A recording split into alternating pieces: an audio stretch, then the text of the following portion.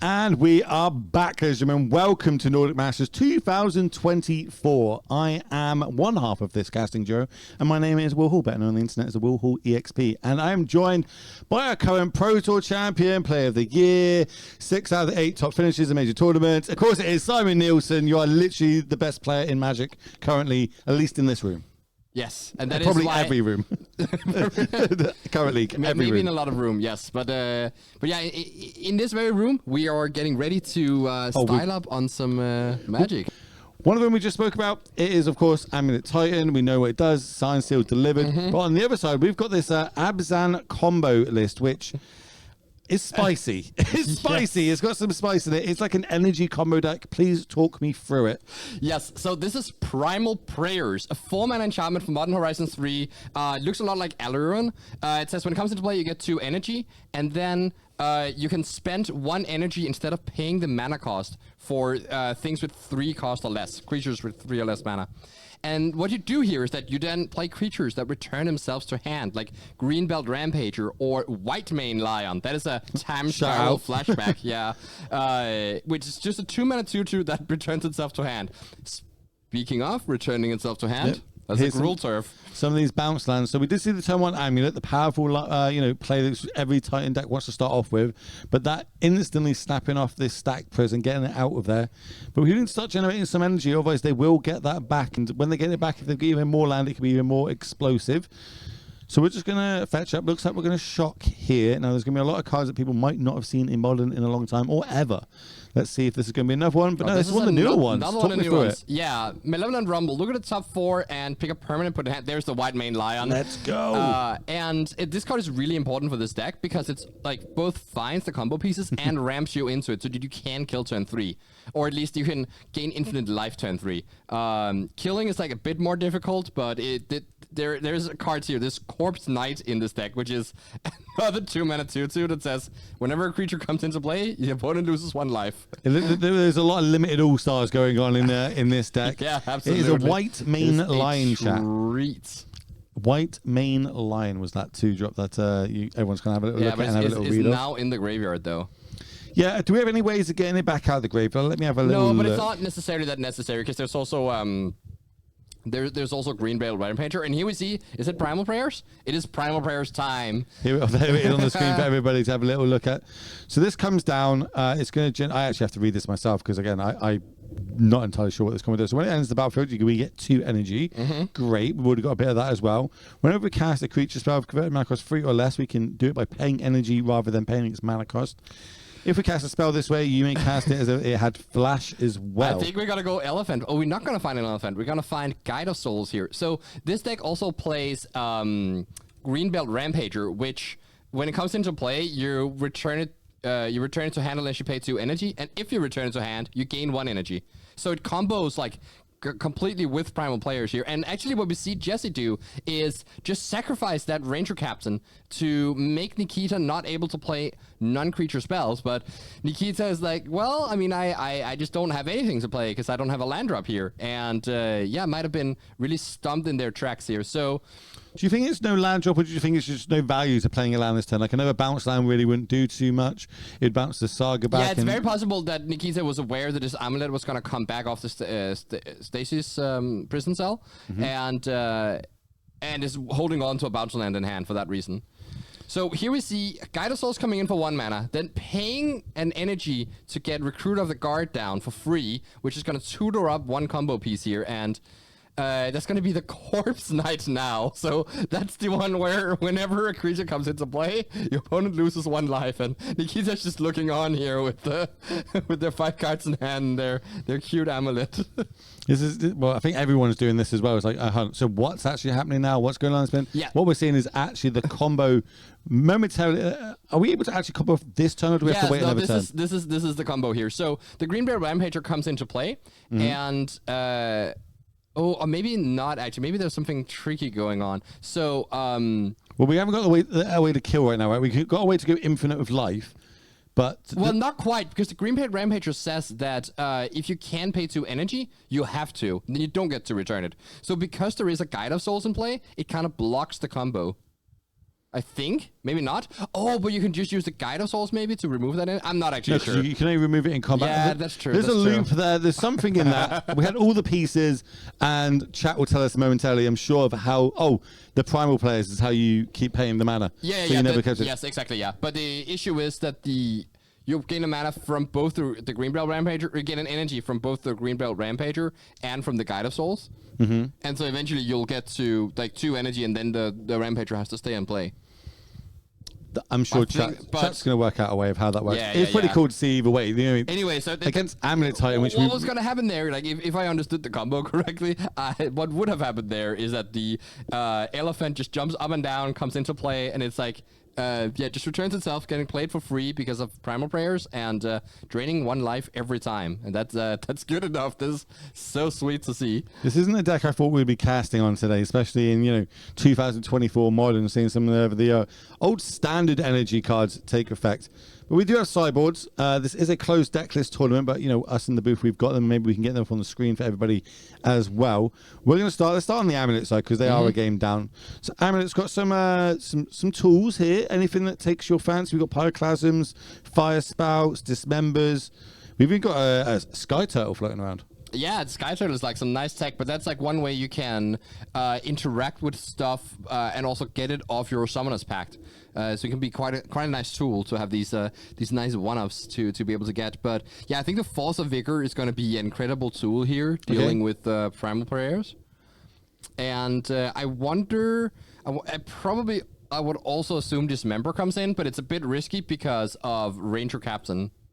So this is what Jesse is dealing with. Anything here you think you want to bring in against Titan? I do. I just wanted to point out the 1 Emrakul for Mill. It's always nice to see. But if you don't have it, you lose to Mill. It's that simple, right? But yeah, there's the White Orchid Phantom, which is going to come down and clear off an Ursa Saga or clear off a bounce land and force Nikita to just fetch out one of their basic forests here.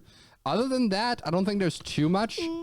Chat pointed out, because everything's got flash as well, you can return it with the triggers on the stack, and you do it infinite times with the triggers on the stack, so you never get in the energy.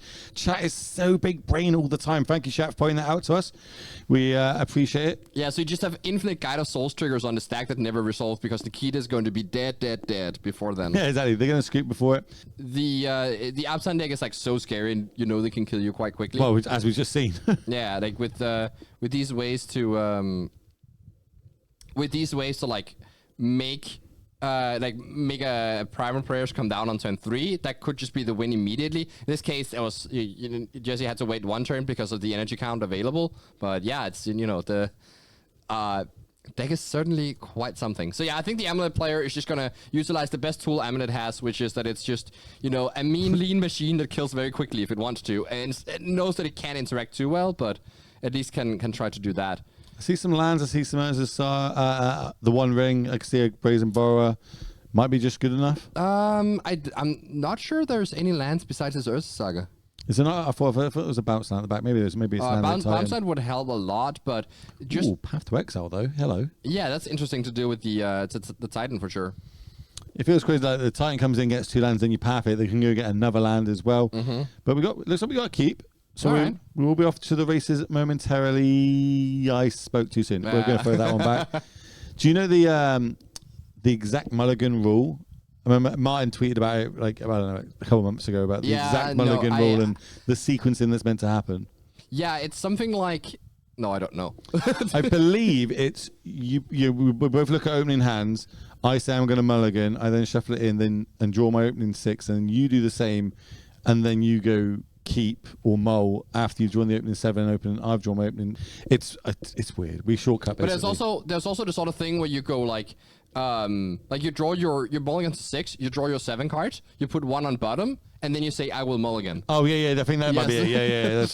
That's so weird. But we're going to fire off here. Game number 2. Urza Saga is going to be the first land. Of course, Amulet. Okay, if you have Saga and Amulet, it doesn't really matter. You just keep it because turn 3, you got your thing. And actually, you see Nikita here probably has bounce land in hand, as you say, but doesn't play it turn 2. It's going to hold off until the Saga comes off, gives the second Amulet, and then you go off. So, yeah, Jesse's just doing their thing here. Setting up here with the... Well, paths are now known about. Double prison and lands. Looks like we're taking the prison, but that might be too short because I think, if, as you mentioned, we float the mana here. We go get the other amulet.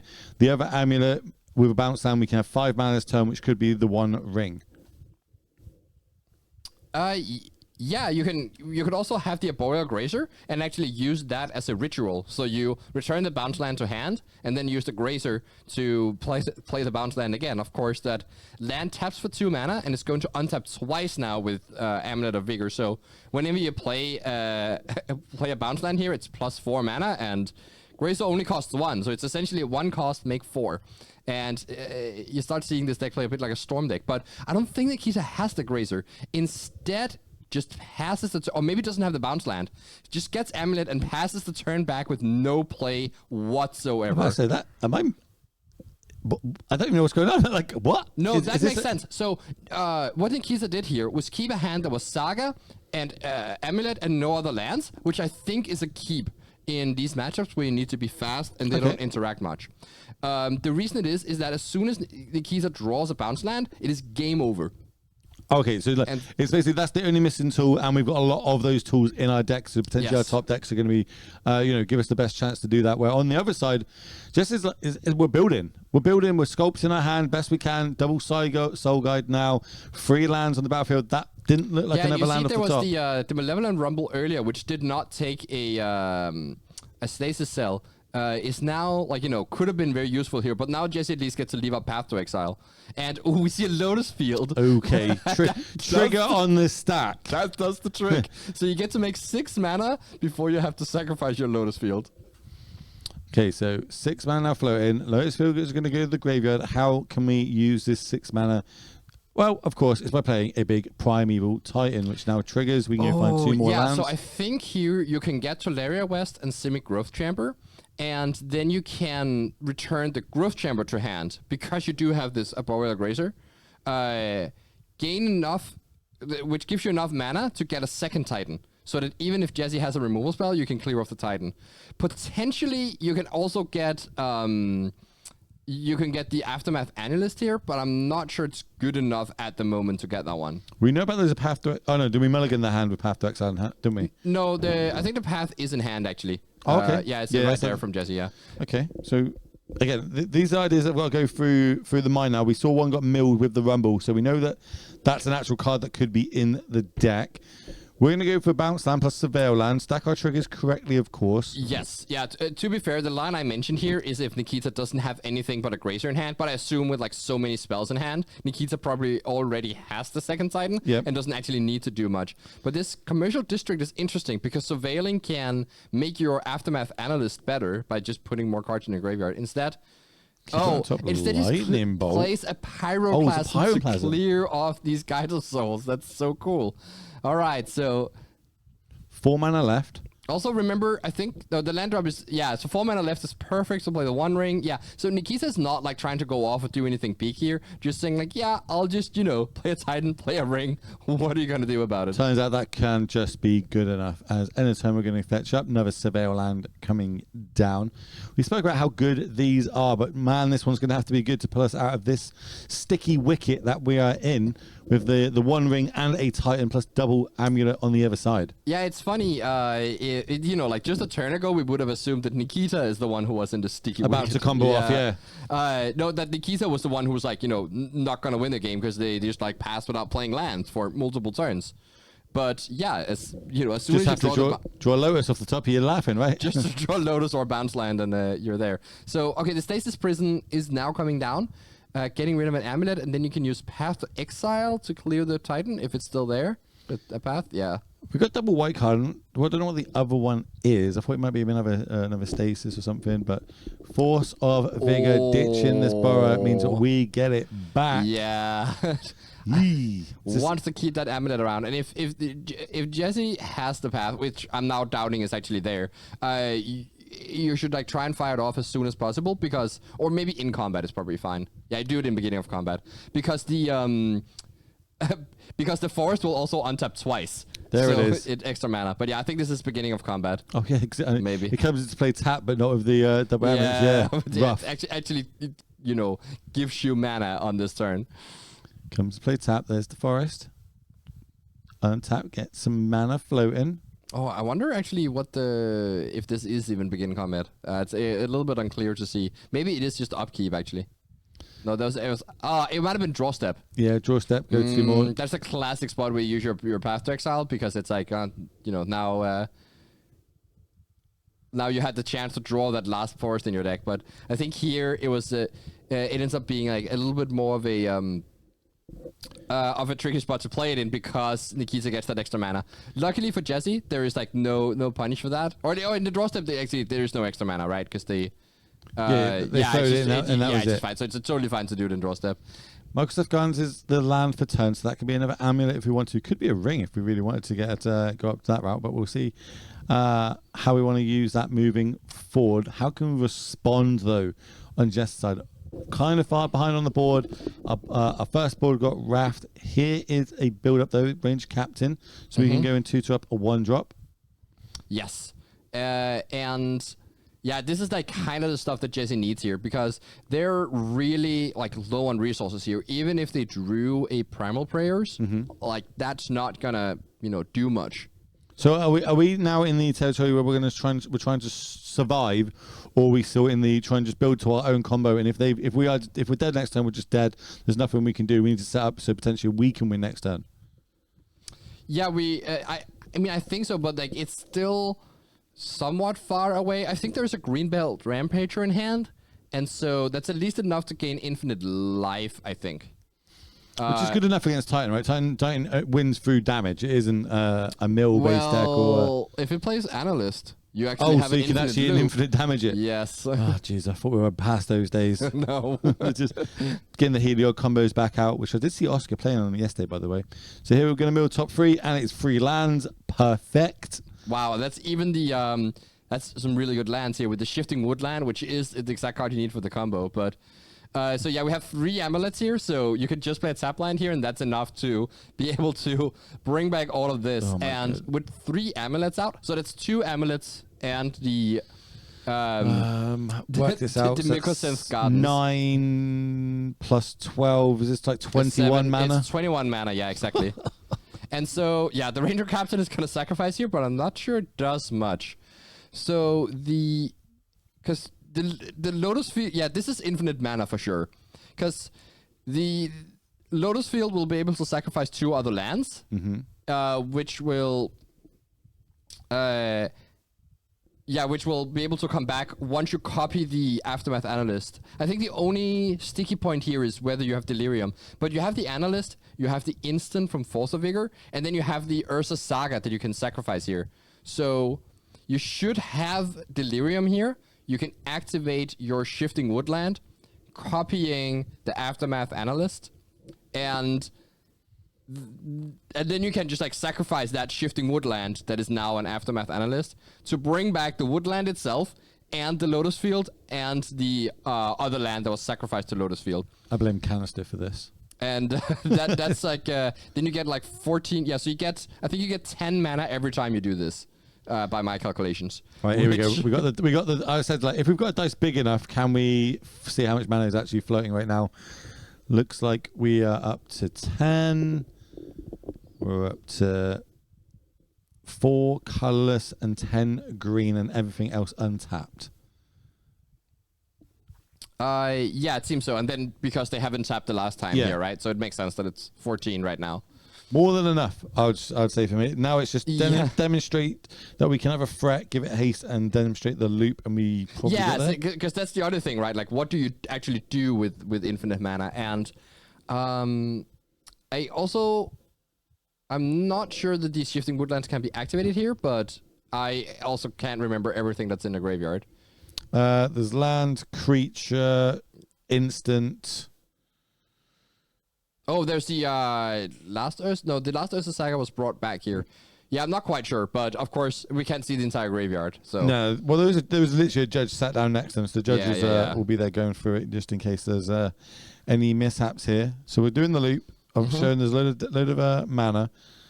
But what can we do? I don't see a Titan in hand. No, but you do have the Mirror Pool. So once you go off this way and have Mirror Pool, you can like make infinite. Like you can make infinite copies of your team or analyst. Okay. And so that means you can mill over your Oh, deck. so you mill your whole deck until there's a Titan in there, turn it into a Titan and go crit. Oh. Stuff like, just kill them with analysts that you give them all haste with your handwork garrison. I'm so not big brain enough for this deck, I tell you. I would be like, and just thinking on the spot. But that's why they bought the deck. That's why they're going to do this loop free. Yeah, so here we see, I think this is just Nikita explaining the loop and saying every time I do it, I will mill 3 cards. And essentially, that's a bit of a messy board state there. But essentially, that just requires Nikita to show Jesse most of their deck. And of course, they'll happily do so because, Well, also, if you don't know what's going on, you can ask your opponent, like, can you just show me the loop? Like, I need you to demonstrate it because I don't understand what's going on. At the end of the day, they still got a win, but this is a win on paper. But I don't understand it. Please, can you just go through the loop? Show me what is actually going to go on. Because combo players tend to move very quickly when they know that they've got the win. And if you see this now, look, we're returning like you can also start copying a Dryad of Elysian Grove here, and like every time then get back Valakut whenever your combo. That would also do it. Now you have all these analysts in play, which is not represented on the screen. But there's like approximately like. How many? Like 10 analysts in play right now? Enough, along with enough mana. There's Valakut, your favorite, red green Valakut. I do love me some Valakut here. Are you happy that the last season's RC promo was Valakut? Yes, I was very aware of that. Thank you, Will, for reminding me. I don't know if you picked up a playset. I don't know if it's... I actually didn't know. No, I think for my Valakuts, I would also just play the like regular old ones. The OG ones, okay. Yeah. That's enough. We've demonstrated the loop. That is enough to scoop it up and take us to a game number 3. So we get to look at those sideboards again. And maybe now both players kind of have an idea what's going on. Normally when you play against Amulet Titan, you just think, great, big 6/6 hasty creature, going to get turned sideways, going to hit me for damage, but that's a completely new combo that's come into the meta now, as I've mentioned multiple times, popularized by Canister as well. So it's on the radar, but some people still can get caught short of it, especially if you don't watch a lot of streams and you just turn up to Magic tournaments hoping you can do the best with I'm going to call it a brew. Amazon combo. This is a brew. We don't see this in the meta at the minute, but it's putting up a good result. 4-2 currently, 1 game away from getting that 5th win they need to get into day number 2. Yeah, exactly. I wanted to call it like just green-white prayers. Or like primal prayers or anybody else, like on MTG Melee, there's like no way to like name a new deck, and so it's gotta be Abzan combo. That's the closest thing. Yeah, keep tagging Seth on Twitch and on Twitter. I'm like, can we change the name of this deck? Can we change the name of this deck? That's it. On the play now though, with a bit more understanding of what they're up against. Is there anything you'd like to bring in, or are you happy to keep it how it was? I think we saw the paths come in. So the path came in the second game, and it wouldn't surprise me if Jesse brings them out again for the third game, because now they realize that the path isn't actually going to save me because Nikita's playing an infinite combo deck, and it's like just gonna happen too often that the path won't do enough. Plus, whatever Jesse cut for the path is gonna be something that will slow them down. Like if they cut innkeepers, now they're gonna have turn 3 primal prayers less often. And so what about so I'm looking at cards that I wouldn't normally bring in against time, but like Cursed Totem, Endurance, are these sort of cards I want against this deck now? Oh yeah, because they kind of stop the combo. The issue is though that then you die to the Titan half of it. So I think your best bet is just to like not try to interact very much and just like try to race. Yeah, and just know that you're gonna be on the play and that your deck is strong, and you still have the stasis cells to be able to like to be able to like stop the amulets and like slow down Nikita that way. Looks like Phyrexian Revoker has come in. I see that in the grip here. Don't know if it's that's probably a fine card to bring in because you can tutor for it. I think we've also got the pass, and we've got the White Orchid Phantom. So that's 3 of our sideboard cards in our opener. That's nice. Okay, so that kind of changes things. That does mean that with this specific hand, Jesse's not going to be able to kill quickly, but neither is Nikita. And so the question is then, is Jesse's deck set up well enough to capitalize on neither player killing quickly? Yeah, but I mean, it might, as we kind of mentioned, that's been 2 combo wins now in our first 2 games. But it's game 3. There's nothing stopping either of these decks from trying to win the old fairway, turn things sideways, trying to get our life support 20 down to 0 with just 2 2s maybe, or maybe just like an arbor beat downs or something along those lines. Absolutely. But let's have a little look. And Jesse will be the one with the 2 2s, but Nikita could be the one with the 0-3s and the 1-3s. I'm down. I told you, sloth beatdowns. I see a 1 ring. I see a couple of lands in there. Looks like we got to keep 6 cards. Just land and go. On the other side, we're going to surveil. So already a much slower game than what we had in our first 2 games this evening between these 2 players. Yeah, absolutely. At different speed entirely here. I say as like, there could be a Malevolent Rumble into a turn 3 kill still. Like it's, the Primal Prayers deck does really not need much help. Have a little look at the top. I think that was just a land. I thought that was the Recruit of the Guard. Okay, so we see here so here the, I think there was a card that was surveilled to the top. Yeah, I think that was the Recruit. I think I got sold. No, from Nikita. Nikita surveilled the card to the top. And so Jesse decides to use this Phantom, not on a bounce land, which is the ideal target, but just to like shuffle away the thing and then also get a threat into play. Do you like that? Is that like a good tactic that you deploy, or you normally waiting to try and get the value from this? I think there has to be like more reasons than that, but if the alternative for Jesse was just passing, I do love it. There's also Phyrexian and Revoker, which you might want to hold on to, and just developing like an attacking threat, I think it actually has a lot of value. So I definitely don't hate this play, and it's a bit heads up. Oh, and it helps a lot more if you have a second copy. Yeah. There's the Valakut I was saying, the RC promo one. Yeah, it's now in the graveyard. It looks not as nice as the original, but it's fine. It has some lightning. I'm doing a basic land check. How many basics are we playing? It looks like there was 3 basic classic forests. I don't think Jesse has that many more ways to like tax the basic lands, unfortunately. But what Jesse does have is just a force here. Okay, so that's the Shifting Woodland, and good thing the Valakut died, because that's a Dryad of the Elysian Grove. So Jesse better hope that there's no Timur Analyst coming, but this is where the Phyrexian Revoker can come into play, and just naming the Analyst, and now Nikita wouldn't have a way to get access to that Valakut. We did see there's Force of Vigors come in game number 2, so that is another way that we can get the Revoker off the battlefield the longer the game goes, if it does go that route. I also spot a Corpse Knight in Jesse's hand, which unfortunately there's no black mana. Okay, so instead we see Recruit of the Guard, and I wonder what that's gonna get here. So Recruit, and a card that's going not really had its day yet in Modern, but it can go to up a 2-drop. Oh no, a creature with toughness 2 or less. Wow. And put it into our hand. Taking out the Moon Blessed Harbinger, which when it comes into play, you get to search for an enchantment and put it on top. So your Recruit of the Guard can also, through this chain, can search for your Primal Prayers. It takes time to set up, but we've got a little bit of time. We're getting the beatdowns on, 4 damage a turn. We're able to Stone Rain a couple. Well, not Stone Rain. We're able to field some on the other side, but here comes the 1 ring, which is going to slow it down by at least a turn. I see, but that's something else that Phyrexian Revoker can come down and take care of here. I am a little bit concerned though for I'm super scared of the Timur Analyst here if I'm in Jesse's seat. So it's gonna be an interesting what do you deal with? There's the 1 ring and there's the Timur Analyst. You can only name one thing. Well, there's a fetch land, so we can also get our black mana now, which means we can deploy the Knight, the Corpse Knight, which is it target? No, it's each opponent, so it's not target, so it does get around the 1 ring. Yes.